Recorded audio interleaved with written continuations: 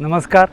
सर्वप्रथम सर्वांना दीपावलीच्या हार्दिक शुभेच्छा. दीपावलीच्या शुभ मुहूर्तावर गोकुळ दूध संघाने महालक्ष्मी प्रेग्नन्सी रेशन हे नवीन वेगळं पशुखाद्य विकसित केलेलं आहे आणि विक्री शुभारंभ चालू केलेला आहे.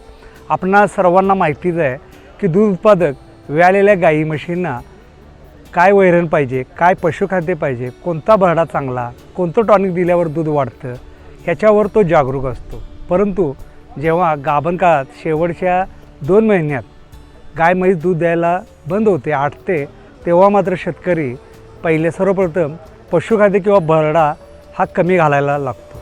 आणि खरं म्हणजे ह्या ठिकाणीच सर्व समस्यांना शेतकऱ्याला सामोरं जावं लागतं. खरं तर शास्त्राप्रमाणे शेवटच्या 2 ते 3 महिन्यामध्ये कासेच्या वाढीसाठी, गर्भाच्या वाढीसाठी आणि पुढील काळात दूध उत्पादन चांगलं मिळावं यासाठी विशेष असा पशुआहार देणं गरजेचं असतं. यासाठीच गोकुळने हे महालक्ष्मी प्रेग्नन्सी रेशन आपल्यासाठी उपलब्ध केले.